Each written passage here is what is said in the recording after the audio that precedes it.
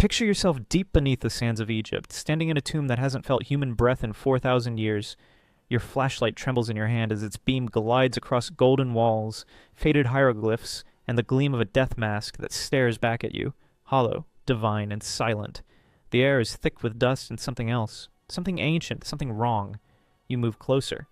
The boy in the coffin is barely 16, wrapped in linen, surrounded by canes, not swords. His skull is elongated, misshapen. His foot turns inward. You realize this wasn't royalty. This was a biological time bomb, disguised as a god, and he wasn't the first. He was one in a line, a dynasty crumbling under the weight of its own blood. You crouch beside the coffin, knees pressing into the cold stone. The golden mask stares back at you, and for a moment you forget where or when you are. You reach out, not to touch, but to feel. The distance, the silence, the centuries between your breath and his last. The mask is perfection, symmetry, majesty. But beneath it lies a skull warped by invisible hands, the silent hands of bloodline and belief. The child beneath the gold did not die from war, or plague, or famine. He died from inheritance, from a ritual so sacred it became a curse. His name was Tutankhamun, but he could have been anyone. Any son born to a dynasty obsessed with its own reflection. His spine curved like a sickle, his foot twisted like a branch in drought. His breath came shallow, his body frail, and yet they called him a god. In life he limped through marble halls, his steps muffled by soft sandals and silent servants. In death they placed 130 walking sticks beside him, each one a quiet confession. They knew. They knew the body had failed, but they dared not question why. You lift your light, and on the walls you see them, carvings of kings and queens, arms entwined not in romance, but in ritual, brother to sister, god to goddess, blood to blood, again and again. What began as divinity turned to desperation. You feel it now, not just in the bones, but in the air, the way it tastes metallic, the way the stone sweats grief. You're not looking at a burial chamber. You're standing in a laboratory, one that ran for 3,000 years. No experiments, no controls, just lineage, pure and deadly. And it started with a lie. That divine blood must never be diluted. So the kings of Egypt married their sisters, and their daughters, and their cousins, for purity, for power, for fear.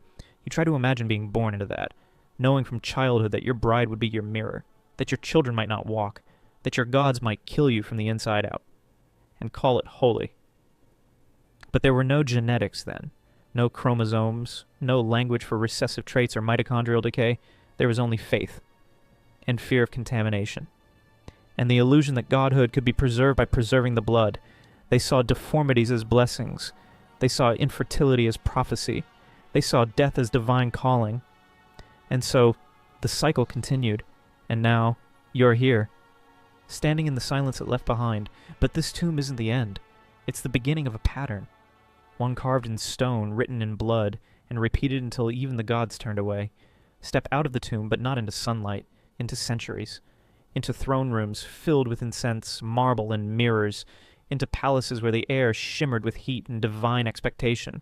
You walk among them now, the rulers, the gods, the doomed.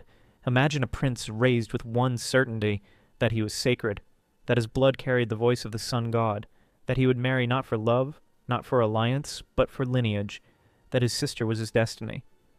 And if she died, another would take her place. Another sister, another cousin, another echo of the same blood. At first the damage is subtle, a slight overbite, a strange gait, eyes too far apart, nothing the priest can't interpret as signs of a heavenly touch. After all, weren't gods meant to look different?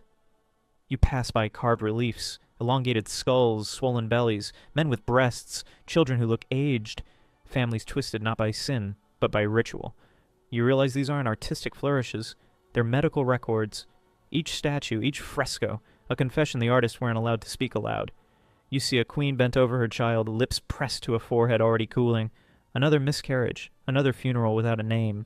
The priests chant louder, the gods are hungry, but their gods are not in the sky. They are in the genes.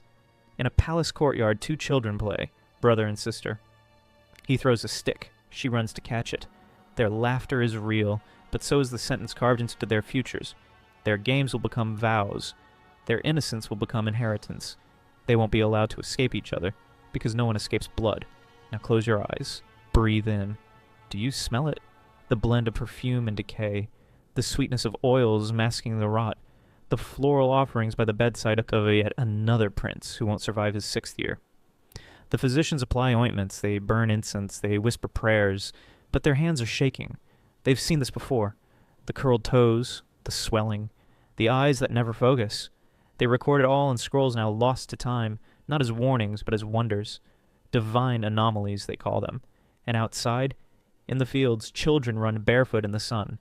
Strong, lively, peasants, mortals. But they survive. In the royal nursery, survival is a miracle. In the royal marriage bed, fertility is a curse. You begin to understand. This wasn't a mistake. It was a system designed to preserve purity, and in doing so manufactured poison, one generation at a time, until even the healthiest air became a gamble, until even the gods seemed silent, until the rulers of Egypt, the builders of pyramids, the masters of the Nile, could no longer outrun the collapse carried in their very blood. And still, the cycle continued. Now imagine holding that same skull under sterile light, not in a tomb, but in a lab. Centuries of dust carefully brushed away, the bones once worshipped now scanned, catalogued, analyzed. You're not just witnessing history, you're decoding it. In 2010, a team of scientists does the unthinkable.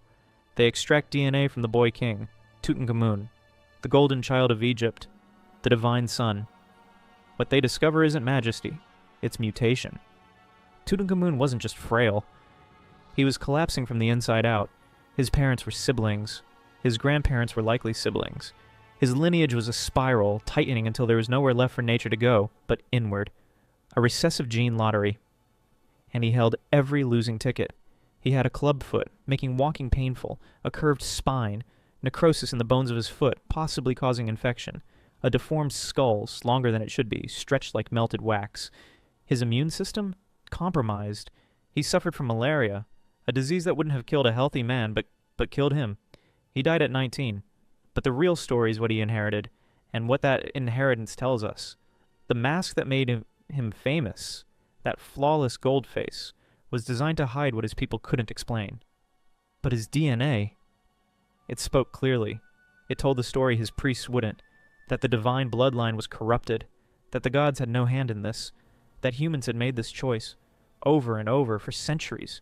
You sit now with this knowledge, and the tomb feels different, colder, because you realize this wasn't fate, it was ideology, repetition, tradition sharpened into pathology. You open the files. Akhenaten, Tutankhamun's father, the heretic pharaoh, also deformed, also the product of sibling marriage. His statues show it plainly, the wide hips, the narrow chin, the feminine torso. Historians once called it an artistic style. Science now calls it what it is, the expression of damaged genes. Akhenaten didn't hide his form. He ordered his artists to sculpt it. Perhaps it was honesty. Perhaps it was denial. But the royal family under his rule, wife, daughters, sons, all show the same traits, the same signs, the same silent cry from beneath their divine skin. Help us. They didn't have the words for chromosomes, or mutations, or hereditary collapse. They had only gods, and tradition, and fear of impurity. So they continued the cycle, while bodies broke, while children failed to thrive, while the Nile kept flowing, carrying with it the illusion of eternal rule. But bones do not lie, and DNA never forgets. In the quiet after analysis, the scientists didn't just uncover death, they uncovered a warning, 3,000 recent years late, and you're one of the first generations to finally understand it. Now walk with me, one last time, back into the tomb. But this time, don't look at the gold. Don't stare at the jewels or the carvings. Look deeper, past the treasure, past the myths, past the mask. Look at the silence. This is what remains when gods try to become immortal by rejecting what makes them human. This is what happens when purity becomes obsession. This is the cost of worshipping your own blood. You run your fingers along the edge of the sarcophagus. The stone is cool, but not lifeless. It remembers every prayer, every secret, every cry muffled by stone walls and royal protocol. It holds the weight of generations who died believing their suffering was sacred, but it wasn't. It was genetic collapse. Written not in prophecy, but in base pairs. The irony is unbearable. They believed they were preserving godhood, when in truth they were engineering extinction. Their priests saw deformities and called them divine signs. Their advisors watched children die and called it destiny. And the kings looked at themselves in bronze mirrors and saw gods. even as their bodies begged for mercy. They weren't evil. They were prisoners of a lie powerful enough to last 3 millennia. They loved their children. They mourned their dead. They prayed for healing with broken voices. But their beliefs were stronger than their grief. So they kept going, kept marrying sisters, kept burying infants, kept silencing the obvious. Because truth was too dangerous, too costly, too human. And now we, the modern ones, stand over their bones, holding answers they never had. Answers carved from science, not superstition. We know why they suffered, we know how it happened, we know how to stop it. And that knowledge is their gift, because despite the horror, despite the suffering, their story didn't vanish. It endured. In mummies, in carvings, in DNA strands curled like ancient scrolls, waiting to be read. And when we read them, we see not monsters, but mirrors, because the same urge still whispers purity, legacy, superiority, and the same mistake waits patiently to be made again. You step back from the tomb now. The light shifts. Dust dances in the beam like lost souls. The boy still lies there, masked and still. But you hear him now, not with ears, with understanding. He doesn't ask for pity. He asks for memory. Remember us, he whispers. Remember what pride did to us. Remember how fear of others became fear of change. Remember that no dynasty is immune to decay when it worships itself more than life. They wanted to be remembered as gods, but they became something more useful. They became a warning. Genetic diversity is not contamination. It is protection. And every time we forget that, their story begins again.